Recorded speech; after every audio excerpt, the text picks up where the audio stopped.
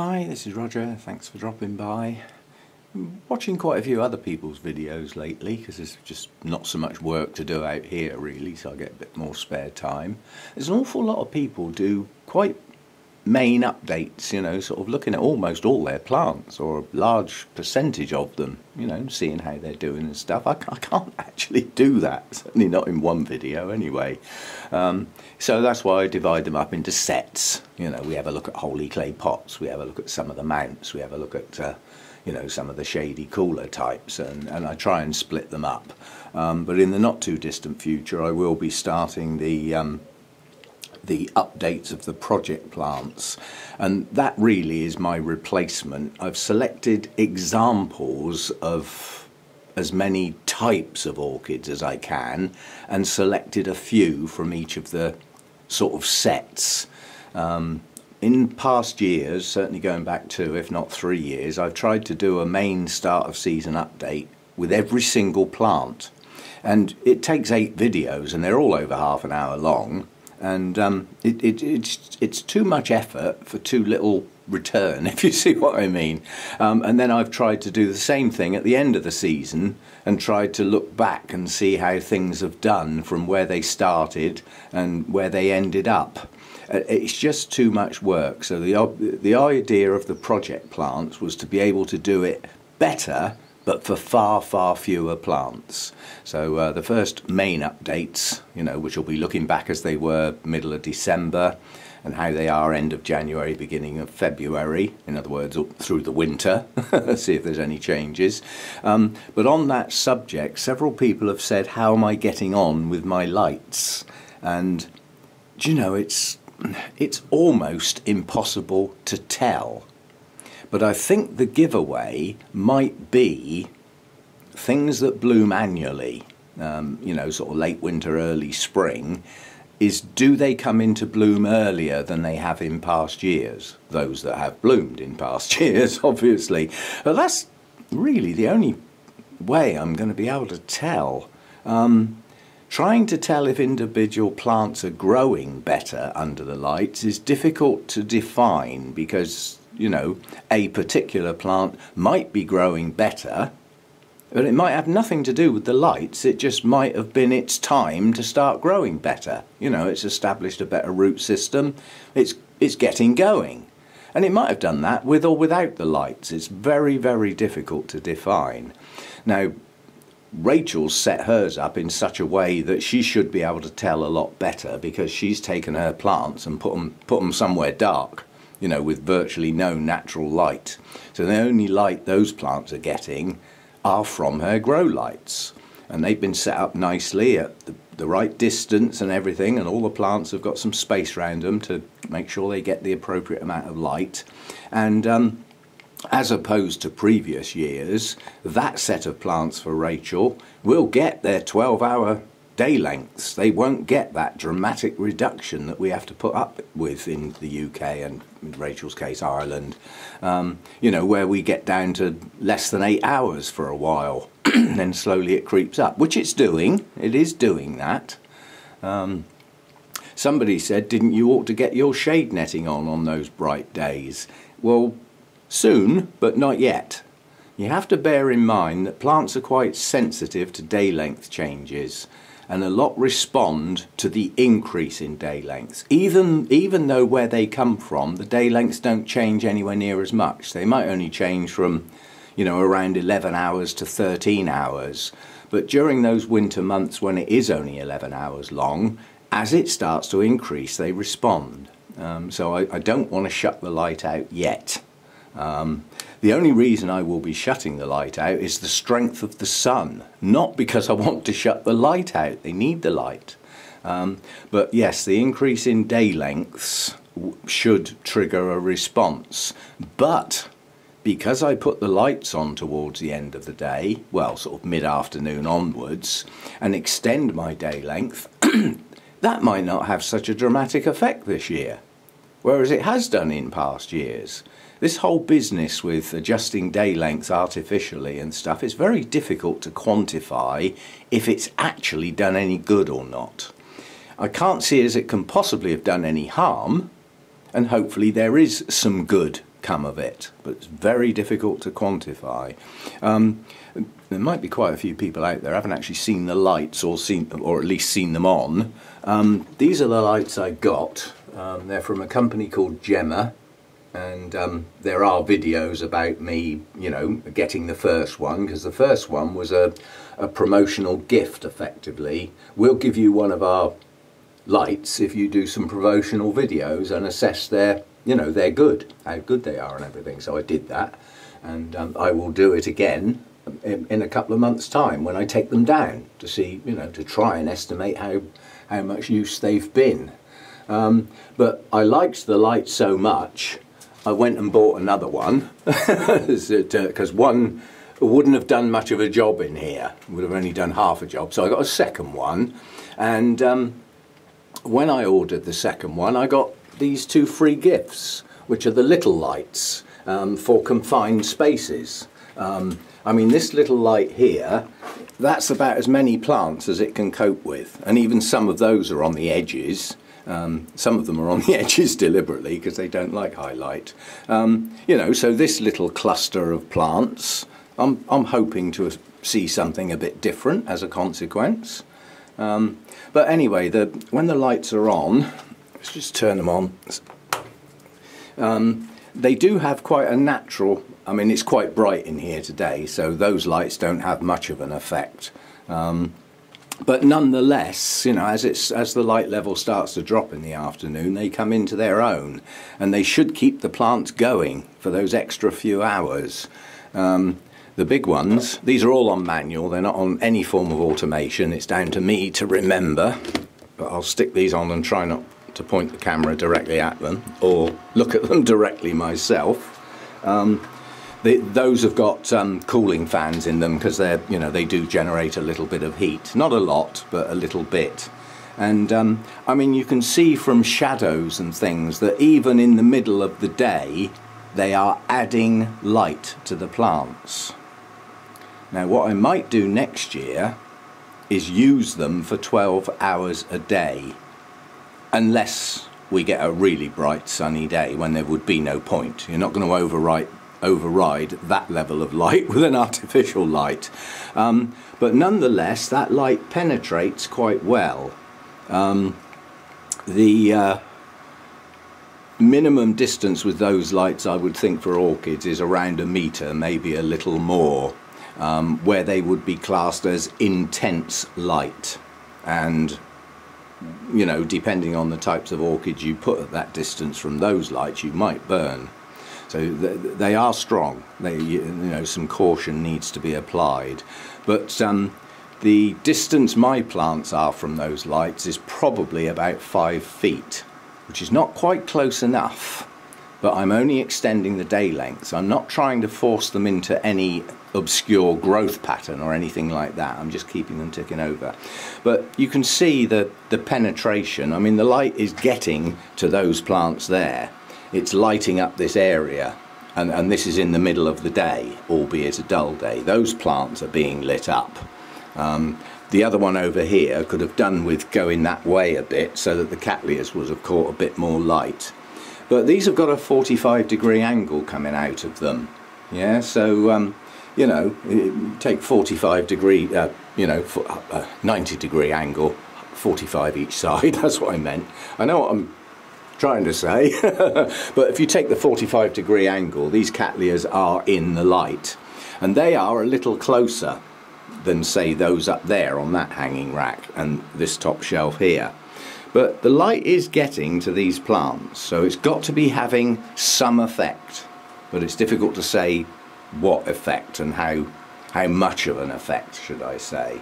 So but I'll have a good look into it. Once we get to the natural 11-hour day lengths, the lights can come down, and there's a good reason for getting them out of the way, because this whole area down through here had to be cleared, because the plants that were hanging on those racks would have been far too close to the lights. So that's why everything looks a bit squashed up and linear. You know, I've tried to get as many plants as possible at the same sort of distance from the lights, and some of those hanging racks don't live there throughout the rest of the year, and at least one of the hanging racks got taken down, and I had to squash the plants up a bit, because there's one lives there for a start, and it's highly likely there'll be another one there this year. So that I'll, you know, I've always said I've got hanging space, but I can't utilise it as much as I do in the growing season because of where the lights are positioned. I know it may look odd with the lights sideways on, but I've got too much near the roof to have the lights in the roof pointing downwards. And because of the space I need to move around, you know, if you think about it, where would they go? I can't do that type of lighting where the lights are in the right up against the roof pointing downwards, because they would cover not that many plants, and a lot of them would just be far too close for a light that powerful. I mean, you know, if I put a light above that shelf up there, that's about 2 feet to the tips of those plants. They'd probably burn, you know, it'd be too much. And I couldn't possibly get up above those without singeing their whatnots off. And even here, you know, that's just about 2.5 to 3 feet from the roof downwards. They would be too close. And because it's closer, the beam from the light wouldn't spread as much, so I'd be getting less plants in the light. Yeah, and the light would probably be too intense. Same with this shelf here. Also, by putting the lights above a shelf, the amount of light that would go through that sea of green to get to plants below would be next to nothing. Whereas bringing the light in a little bit from the sides, like I'm doing now, it's getting to more leaves than it would do. So I'm covering more plants, but with less light. And we'll do an analysis towards, you know, as I said, probably about the end of February the lights can come down. We should get up to about 11 hours. I think it's the first week in March, something like that. That's not far away. It's not long to go, really. And because these lights are on manual, there are days when they don't get turned on because I'm not here to do it. Yeah? So some days they don't get their day extended.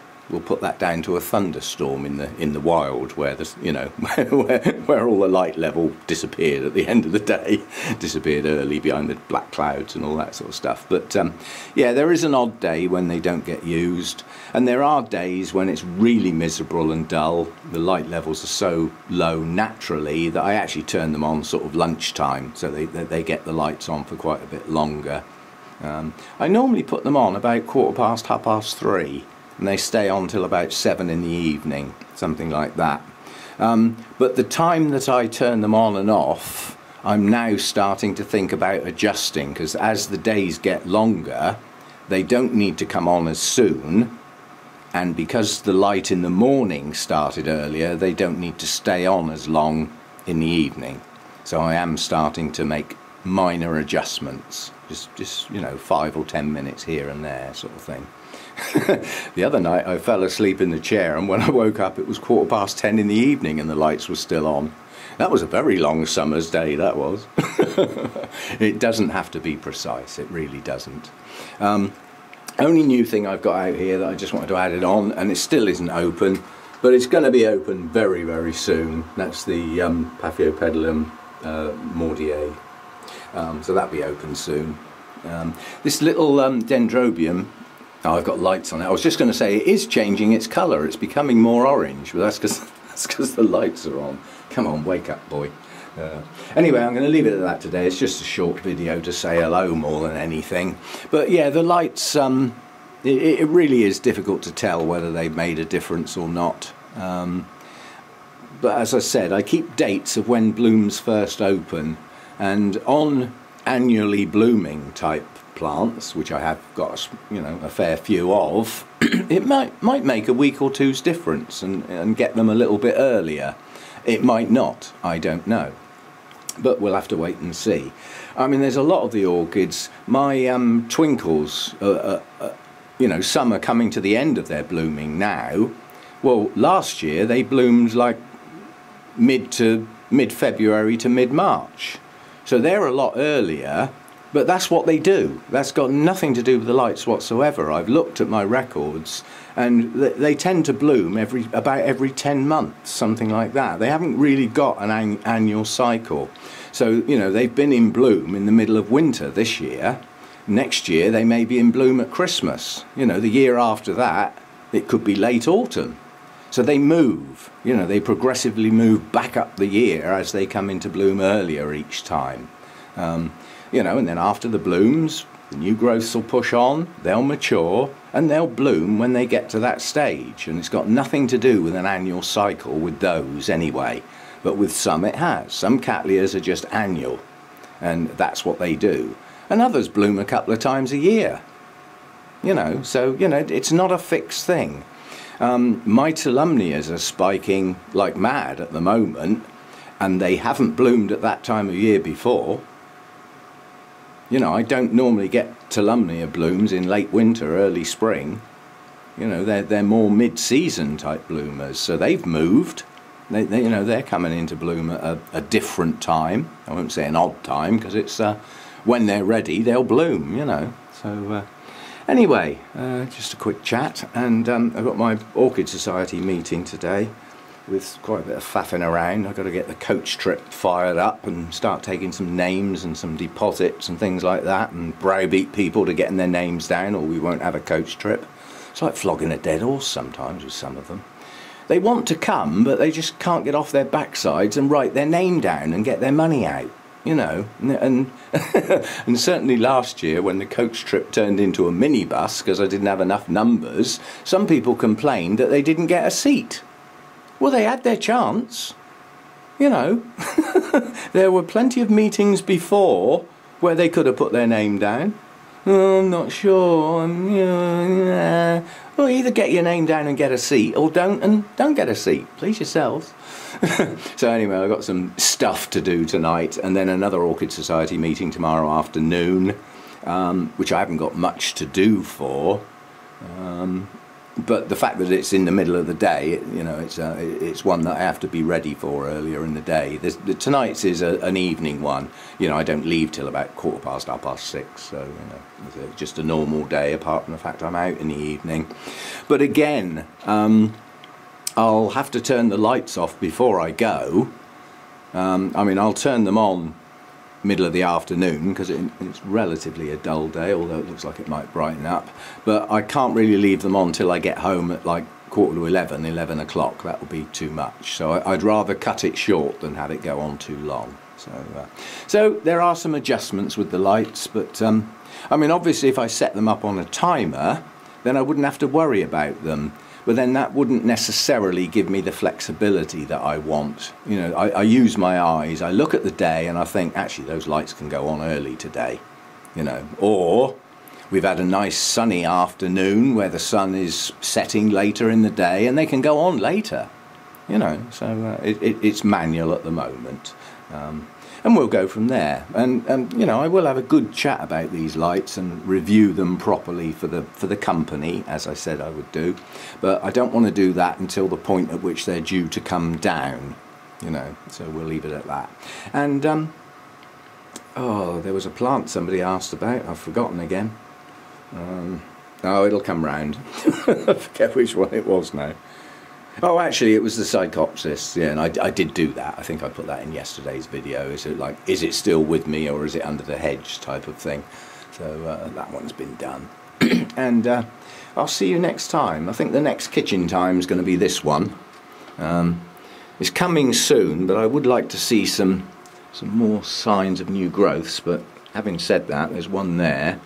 I know there's one round the other side, so that's 2. I'd like to see at least another 1 before I hoik that out of the pot. But, you know, if I leave it too long, I'm going to lose more roots, you know, as time goes on. But it's in that coconut husk, which, you know, although I don't like it, it actually works very well, providing you watch your watering, because it holds an incredible amount of water. Now, if I grew in the home, I'd probably actually use it. I'd buy it and use it, because it would help me, because it does hold the water a lot longer. And in my home, the temperatures would be higher and the air would be drier. So it would really come into its own. But a word of warning with both the coconut husk and the coconut fibre, where if you buy it, not the stuff you get in the pot already, I have heard from quite a few reliable people that it's quite heavy with salt when you get it, and it needs a hell of a rinse. Well, actually it needs quite a few rinses, but ideally you'd need a TDS meter, you know, and put some in to soak. Test the TDS of the water immediately and then see what the TDS reading is the next day. And if it dramatically rises, you got some more rinsing to do basically, because you shouldn't be getting a dramatic increase in a TDS reading from your media.